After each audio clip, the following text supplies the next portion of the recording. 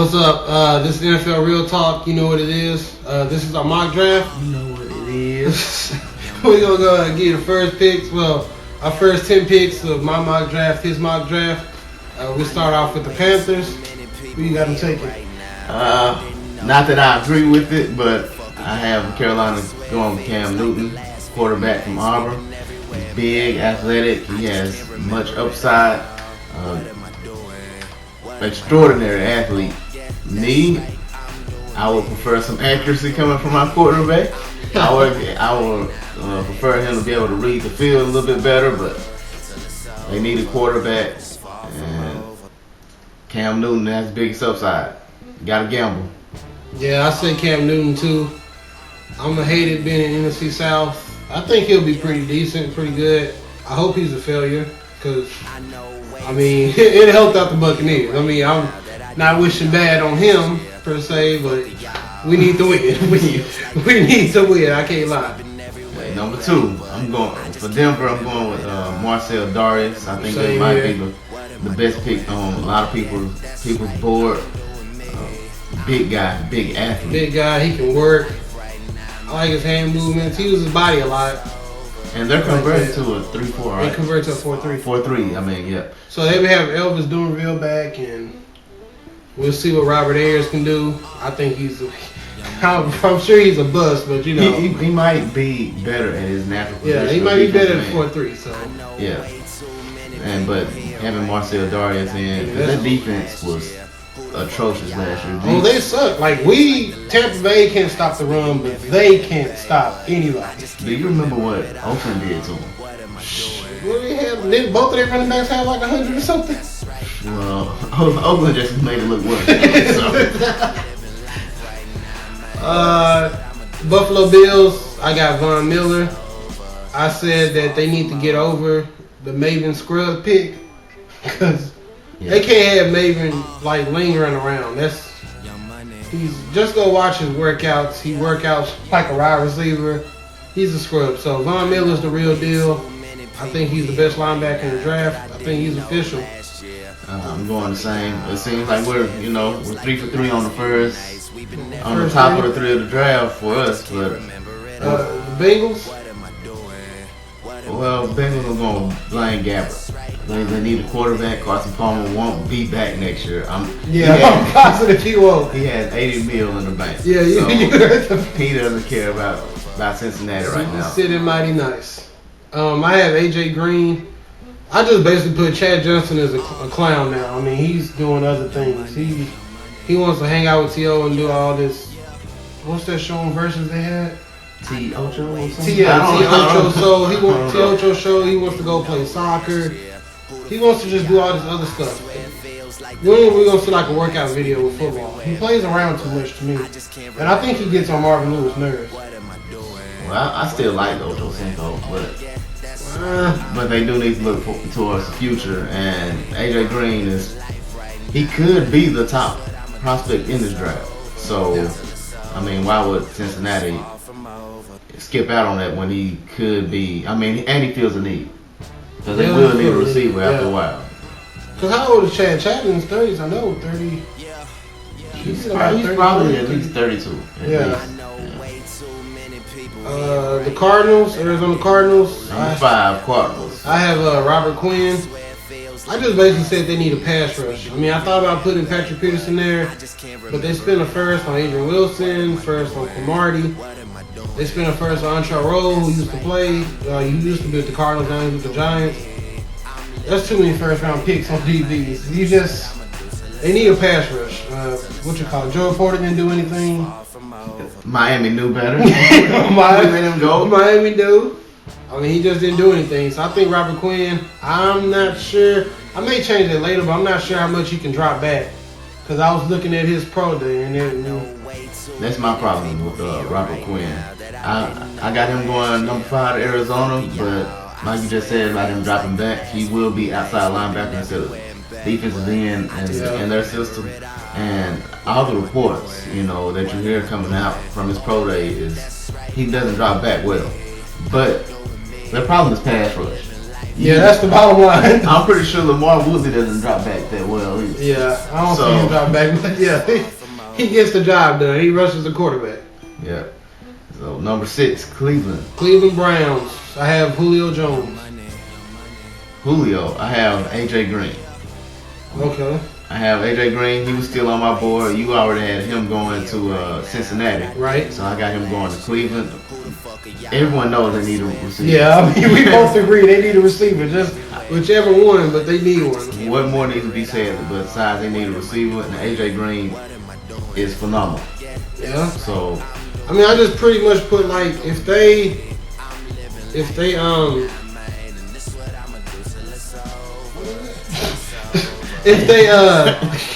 sorry, I was distracted. If they really believe in Colt McCoy, then they actually do need a wide receiver. I mean, I know they're going to a 4-3-2, and they don't really have any defensive ends, but your main focus right now is to get a wide receiver. What we got next? 7, San Francisco 49ers. Now I have Patrick Peterson finally coming off the board when many of the the expert draft analysts have him as the top defensive prospect in the draft. I have him finally coming off at 7 because San Francisco needs DB help.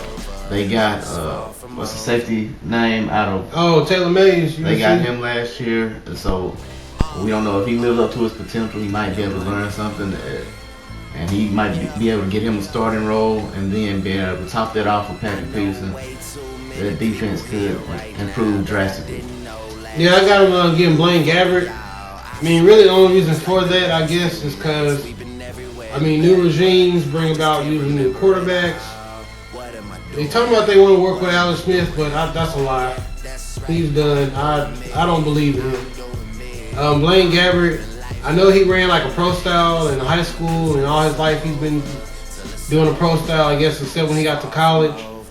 And I heard that Harbaugh tried to recruit him out of high school, so maybe he can make up for that now. I don't really like Blaine Gabbert. I mean, you play in a spread, you only throw 16 touchdowns. You can get out of my face. Shit, 9 picks? No, sir. Number 8, Tennessee Titans. I have them going with Nick Fairley. They need, ever since they got rid of Hainsworth, which they probably should have, because we've seen what he's done in Washington. Saw him lay on the ground in Philly. That's ridiculous. But Nick Fairley, he kind of reminds you of Hainsworth, the good and the bad. Yeah, exactly. But hopefully he brings Tennessee the good. I like Fairley, and I think he can be very disruptive. I think he can be that pass rusher from the defensive tackle position. They already have that. They need somebody opposite of that guy. Yeah.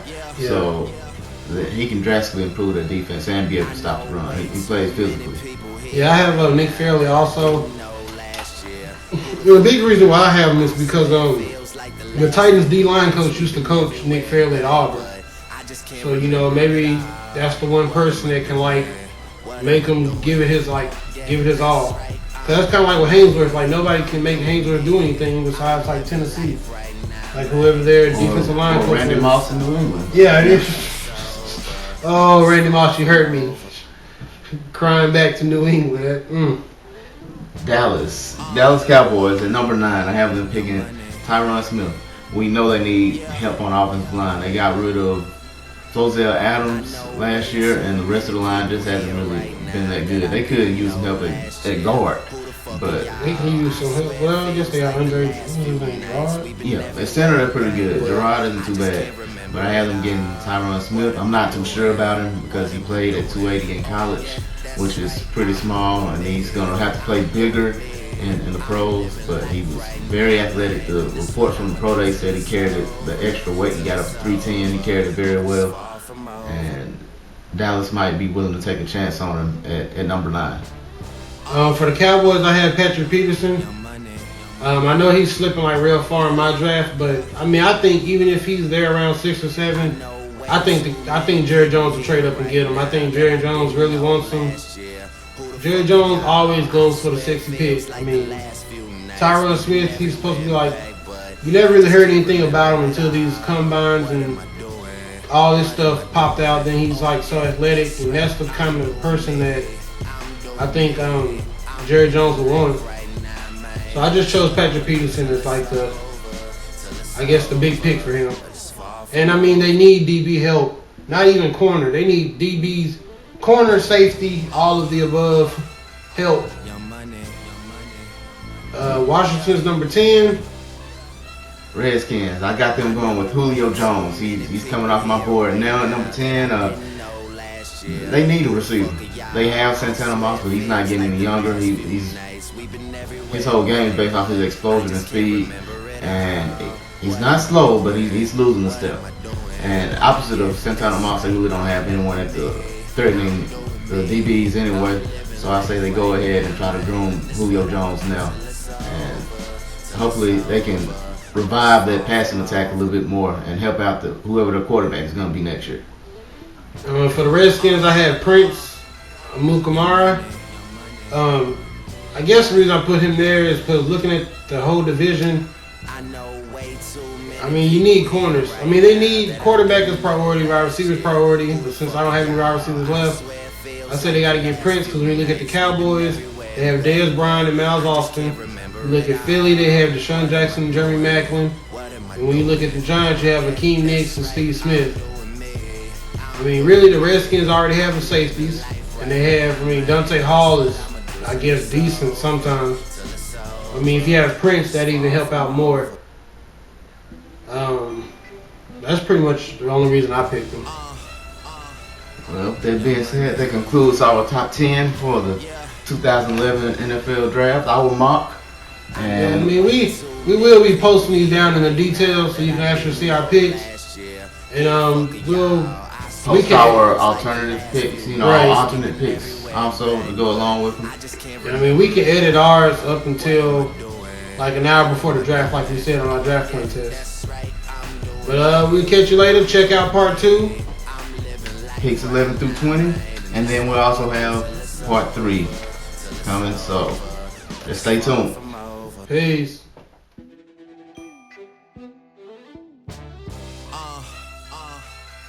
Young money. Yeah. I know way too many people here right now that I